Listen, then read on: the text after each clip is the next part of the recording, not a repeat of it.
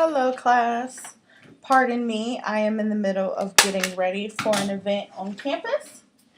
So you may hear the stapler going off a couple times. This video is about the connections between living systems, political systems, and communication.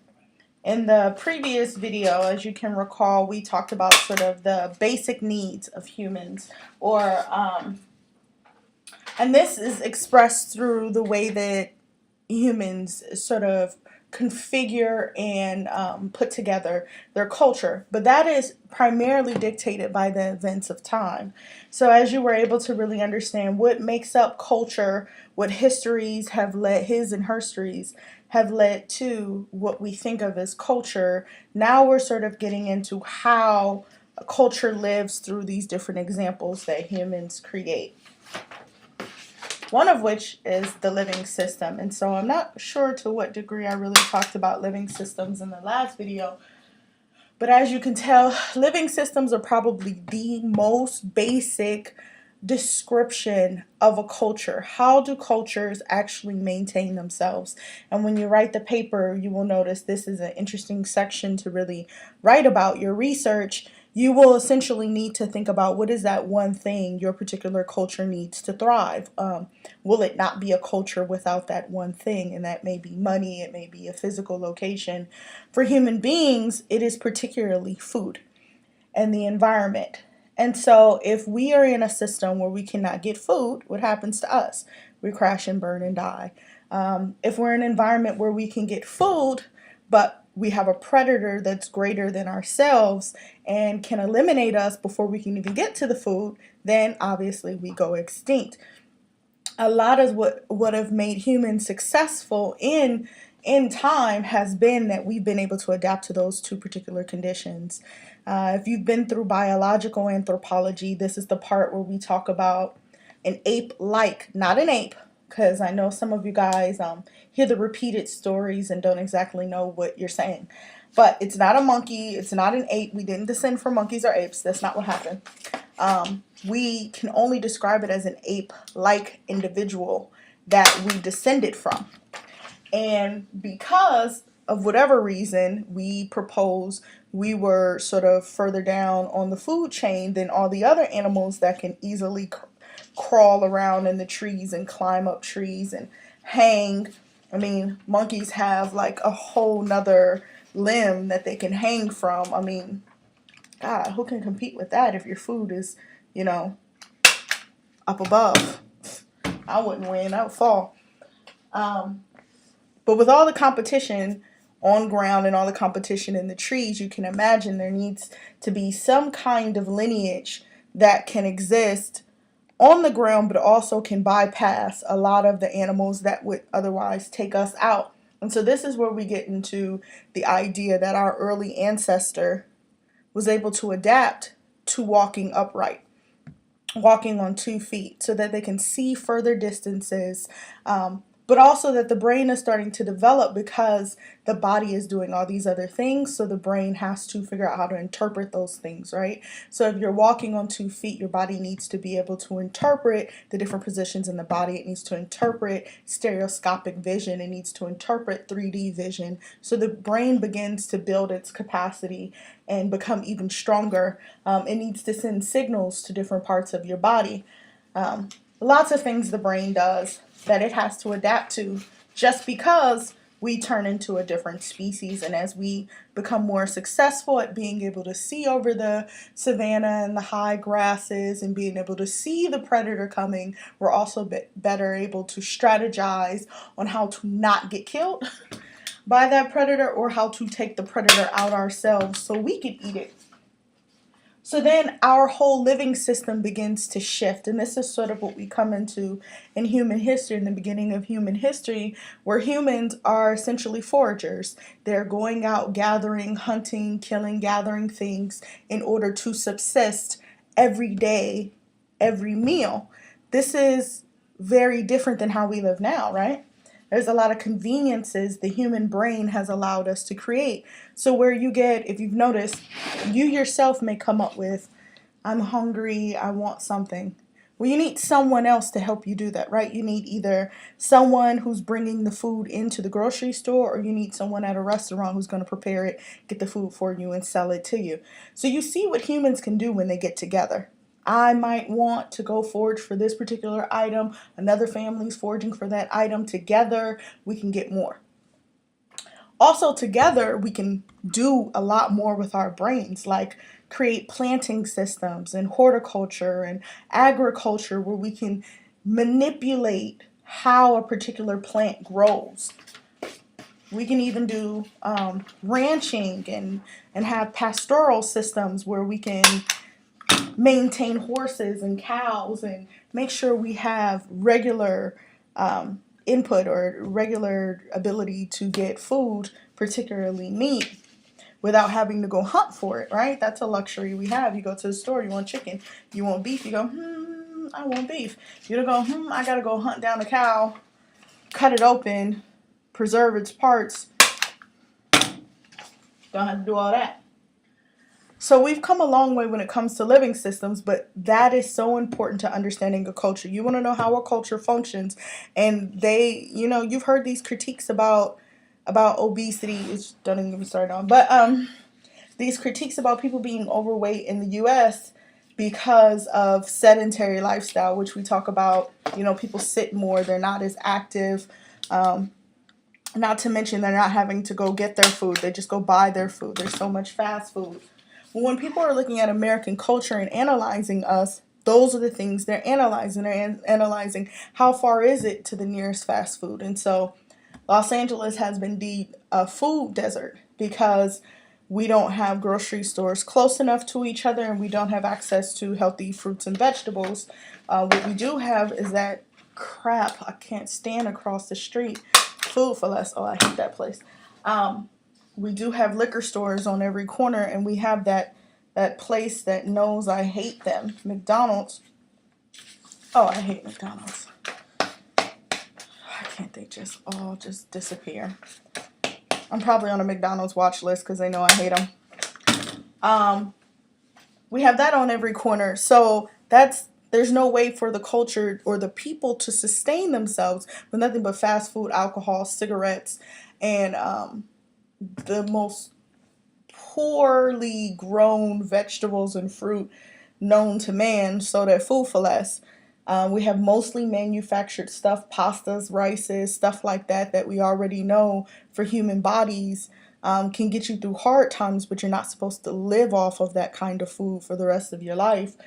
All those things are in abundance in our communities.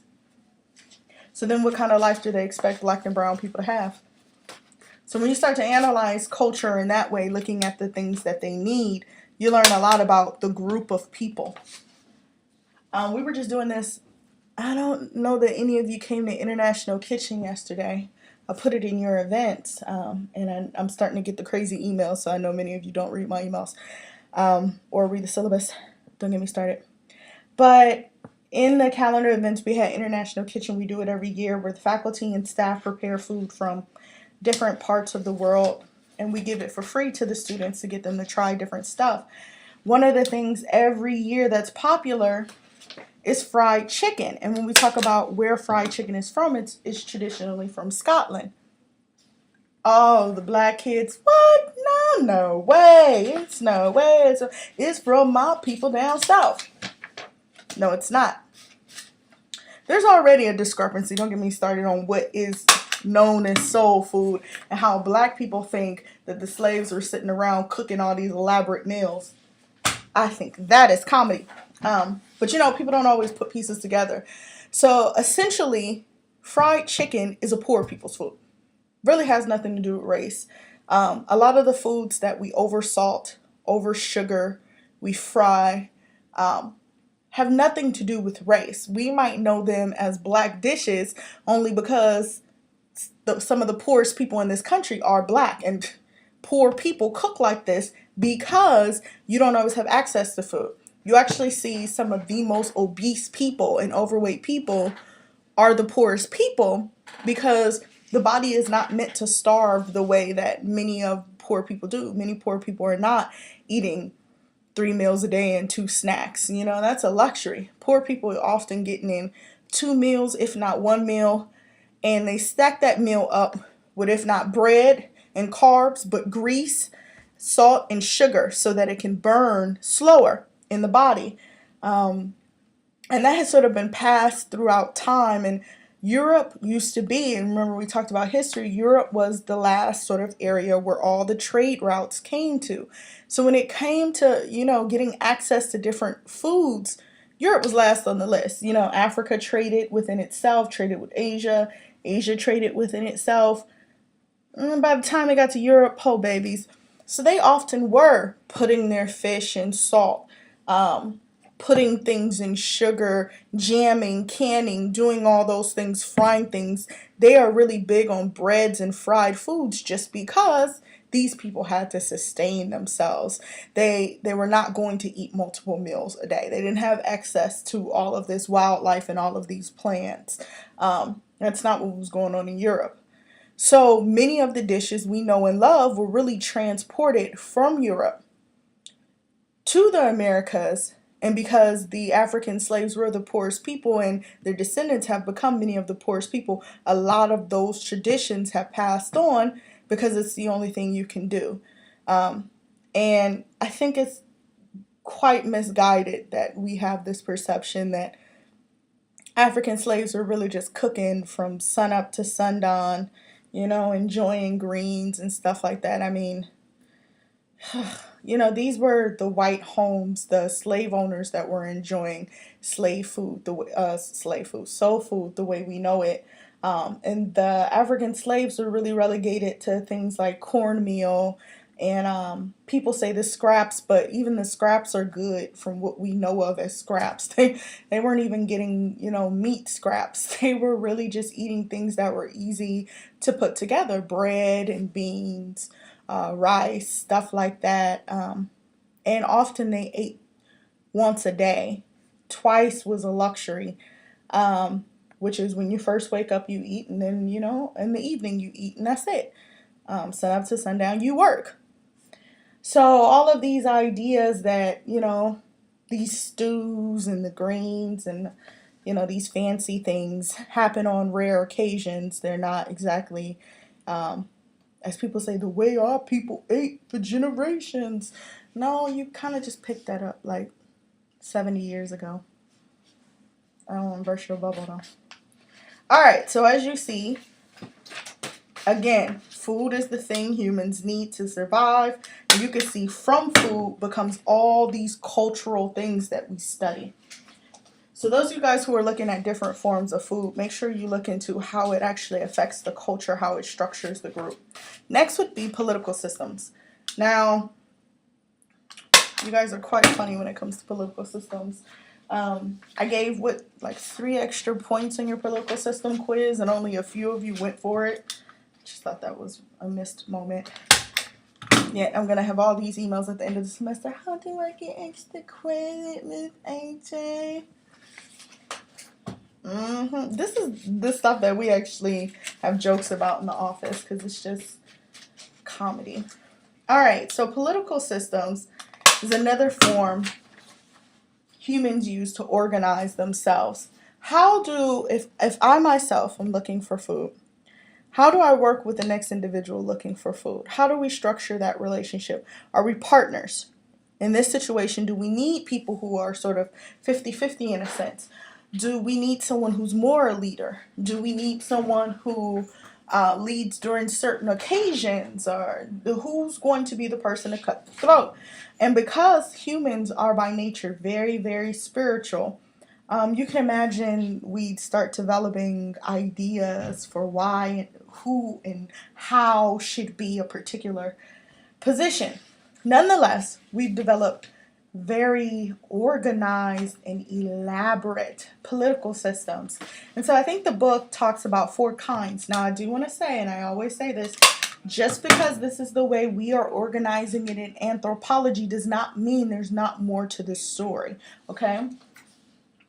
I will never be the one that tells you this is right and something else is wrong. This is just how we understand it right now. Understand our strategy, understand someone else's, and develop your own. That simple. All right, so we organize it in 4 ways. We have tribes, which tend to be smaller groupings of people. Well, I think there's bands. Oh, they start with bands. Bands tend to be more familiar units, maybe just your related family.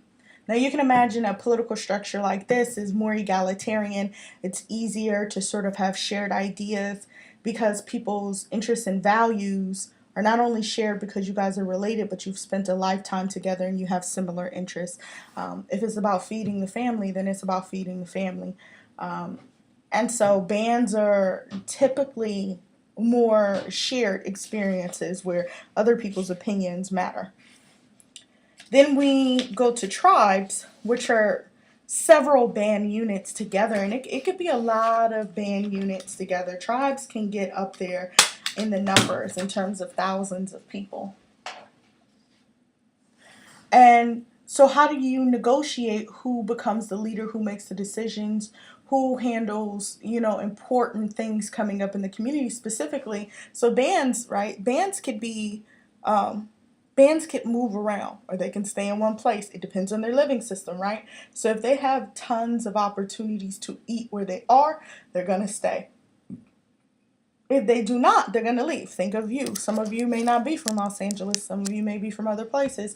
And so you have come here, I imagine, to either work or go to school so that you can actually feed yourselves, which is the primary concern. You can feed yourselves and your family. And so you've relocated. Bands can move around. Tribes can move. Tribes typically choose an ideal location and then send bands of people out. They may have pastoralism. They may keep animals and domesticate them. They may also have large agricultural systems where they're growing certain crops all of the time. Tribes are actually very diverse in their system. It gets less diverse the larger the groups become because there's so many people to mediate. But when it comes to tribes, there are enough people where you can have people still foraging, going out and getting certain animals. That can still happen in a tribe.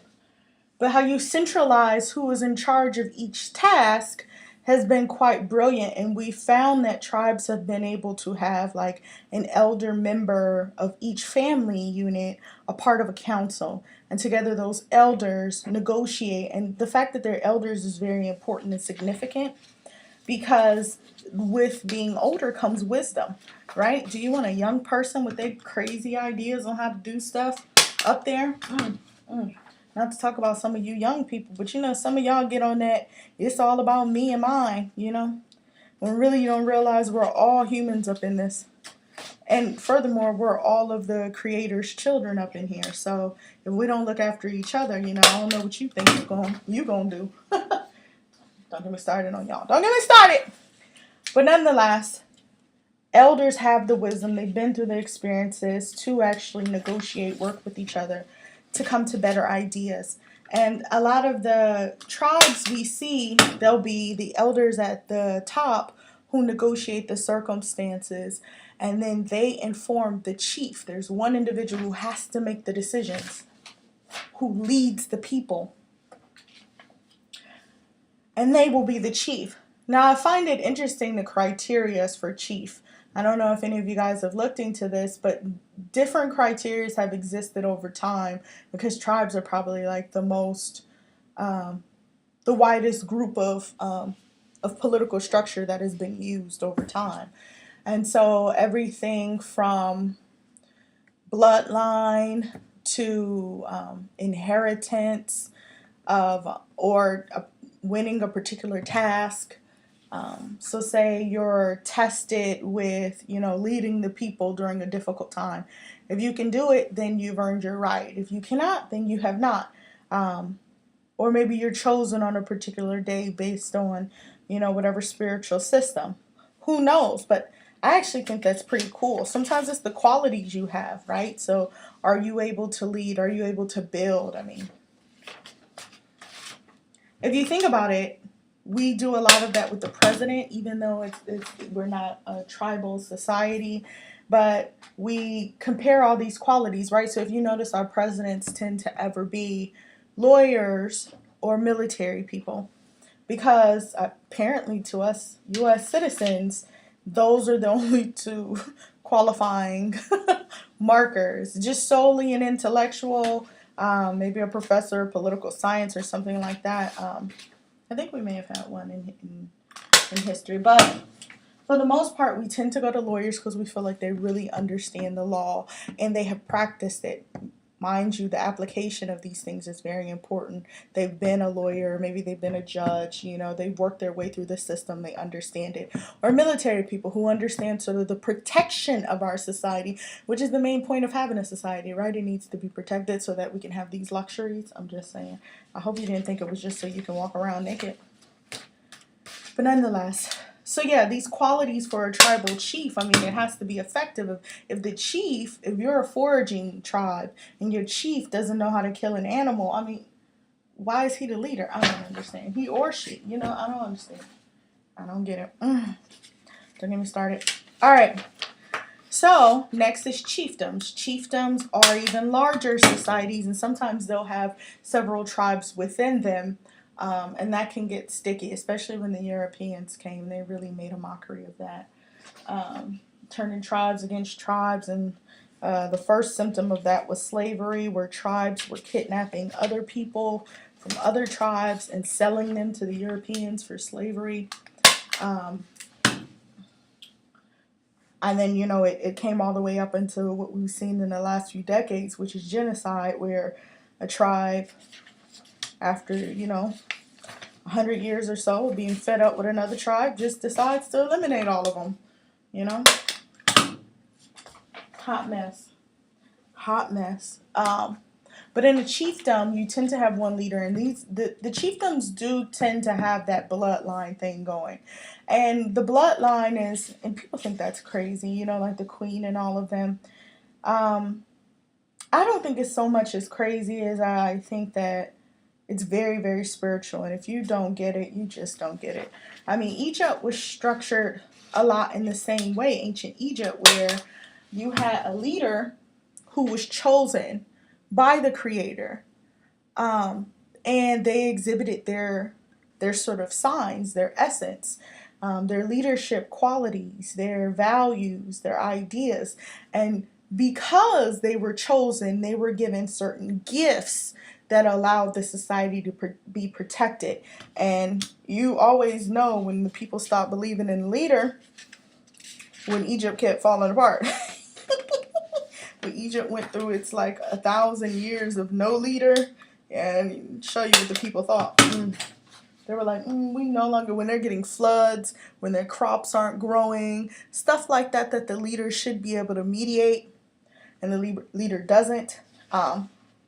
And some of you may not believe in that kind of spirituality. You may believe, it's just environmental. Hey, the environment was no longer producing, and so you couldn't produce, and so they no longer were the leader. But whether it's spiritual or not, that is the leader's job.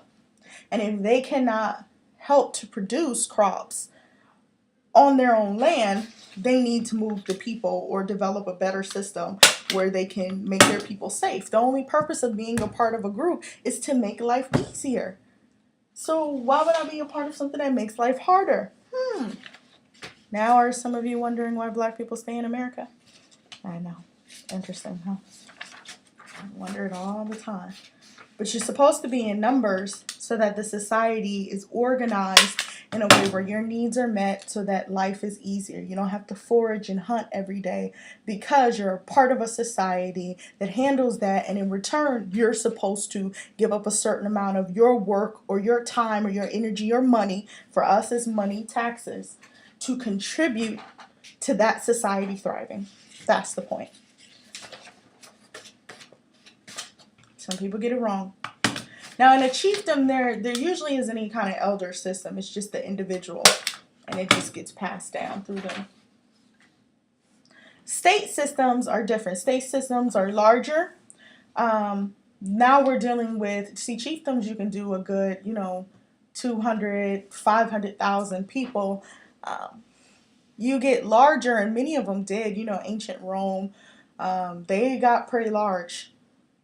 They were all in Africa and everything, you know. Even the early Islamic empire was crazy large. But you do get dangerous when you get that large because you need to have representatives in those places that can sort of hold down your reign. And if you don't, then you have rebellion. Most places now have this new state system where an individual, you may have an individual leading. Most of the time it's just one individual leading. The Americans have been spreading their form of how this should go for a long time, which is through democratic decision where people vote for the next person to run the country. But it can be decided in other ways who gets to run the country. It doesn't have to be a democratic vote that we all know isn't very democratic. Don't get me started. But so there's one leader that heads these things, and our particular state system, you know, is interesting, has the 3 branches to check itself, so no one individual can have that much power: executive, legislative, and judicial. Other states have different systems. The state systems tend to be where you have the largest number of people. How many of us are in this country? 3 million, I think. Is it 6 million? 6 billion? It's somewhere up there.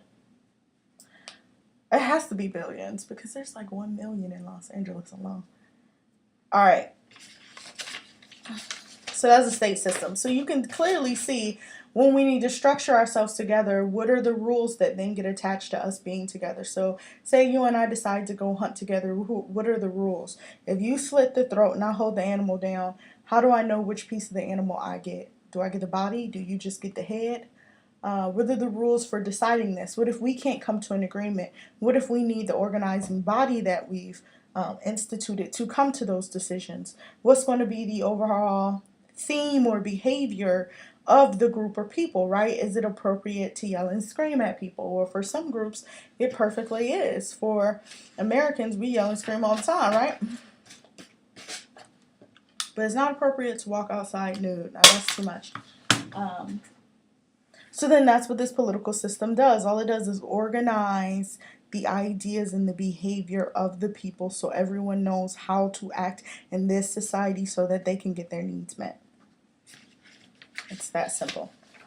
And some of you maybe, you know, that's maybe clicking for you in terms of writing that section of your ethnography. Sort of what are the unifying themes or ideas or structure of the political system? Is there a boss? Is there a governmental agency involved? Is there, you know, whatever the case may be, what are the rules and regulations of that particular political system?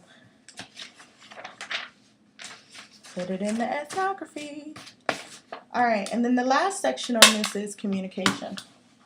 Communication is by far one of the most interesting things humans ever created, and it goes all the way back now to the Neanderthals, which we've been able to find. They did have the gene to communicate. It may not have come out the way that ours does, but, you know, humans think no one ever had anything good until we came around. You know, we so full of ourselves. I wonder what other species feel about us. Are they so full of themselves, too? They think they the best. Nonetheless, communication and being able to put together words is symptomatic of the culture. So if you notice, have you ever had a conversation with someone and you've been like, you really didn't have to say that way? You really could have said it a different way. What's happening to you is you're thinking about what they said through your cultural lens. And that has everything to do with how you were raised, the words that were used. Do not assume, just because you all have been through the horrific American educational system, that you all think the same. Although, I can tell you, the school tried really, really hard to create that. So our school is not about thinking. Our schools are about memorizing, putting in particular bits of information in hopes that you create a mummy. Yeah, I said it. Because that's what I think about it. I don't think that individuals come out of K through 12 really thinking. I think the people who think are the ones we start putting in the special classes and going, oh, they're just so disruptive. They can't Oh, they just can't be in a classroom. They must have a disability. Oh, they must have ADHD. It's like, no, boo. I just think. And what you just said to me don't make no sense at all. Mm-mm. And so you know, we reproduce this sort of idea that people who have ideas, who can critically think about things, are problematic people, and people who do not and stay quiet and shh and just accept what is said to them are the good students, the smart ones. That's what we characterize them as, the smart students, because it's really about behavioral learning, less about actual learning information. So then it comes out in the way that you communicate with individuals. Even think of, I think I did a lot of the slang and what we call ebonics in the module, because we have come to understand through research that it does not represent lesser education. It represents a difference in communication and experiences, right? And I actually always tend to think of it as more creative than what we know of as the English language. People will say, speak English right. It's like, well, why would you? I mean, let's just be real. If it was illegal to speak your own language during slavery and illegal to learn English, what do you do? And then when it's legal for you to know English, but only through the context of the Bible,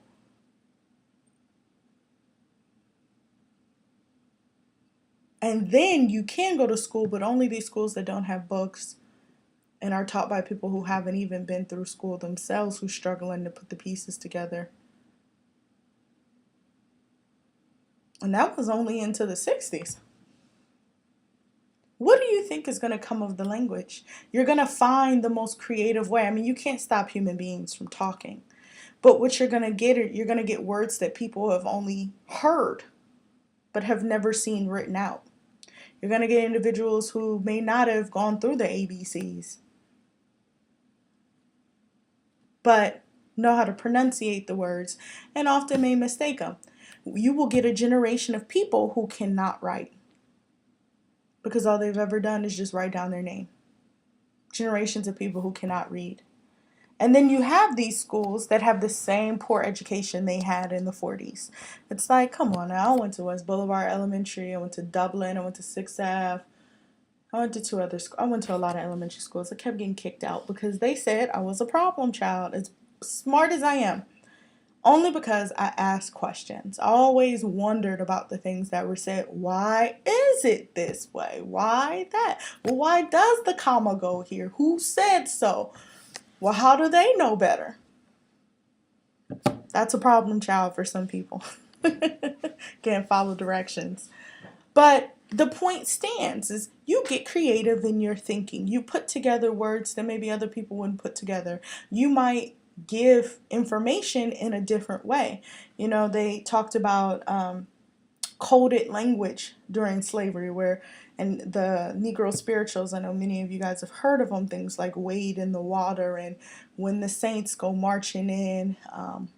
What's the other one? Swing Low, Sweet Chariot, which is sounds, all of the songs sound very Christian in nature because they were singing them on the plantations and in church, but they're actually all songs to help direct individuals out of slavery if they wanted to escape.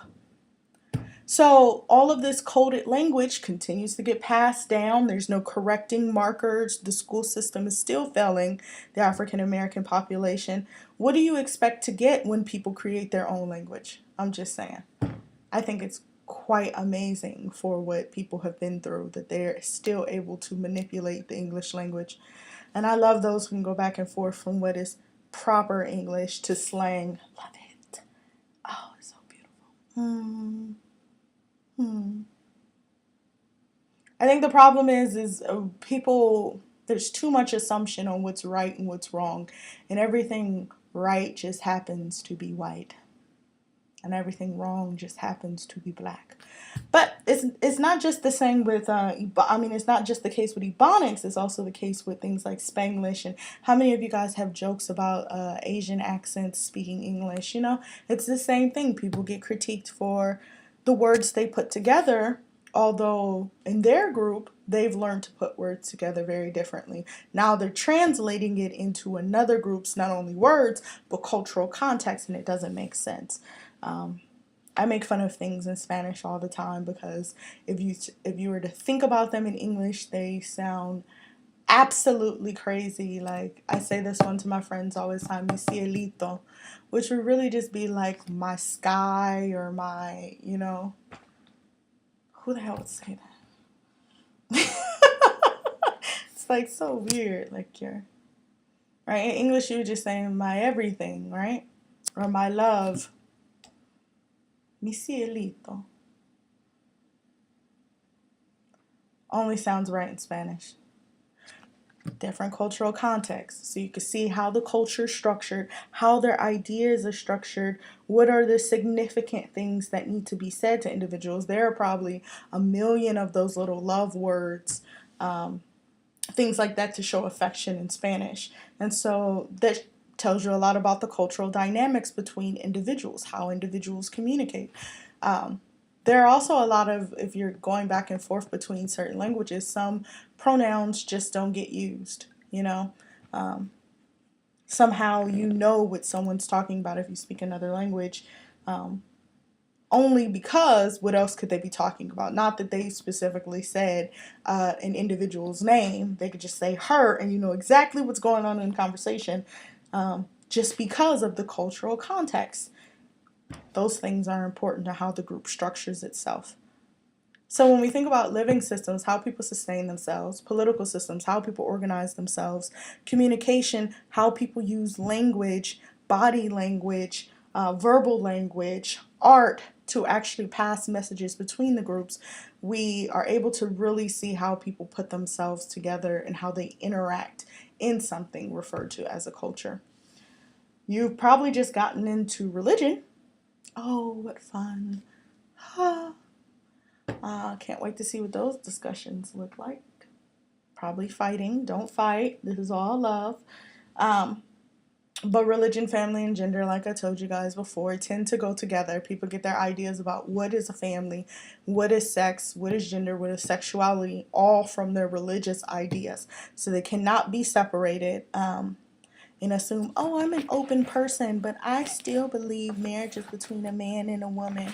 It's like, where do you think you got that from? Nonetheless, we will go over that in the next video, okay? If you have any questions, hit me up as usual. And I know these ethnographies are coming to an end, so I expect to see some I need to meet with you emails because some of you are pretending you got this under control and you don't have this under control and you need to holla at me. I'm usually on campus Tuesdays and Thursdays. And I don't leave the office until right now, which is 6 o'clock, so I'm about to be so email me if you need to come see me earlier, if you need to get here at 6 o'clock and walk with me to the dance room, then that's cool. We can chat. All right, let me know. Take care. Bye.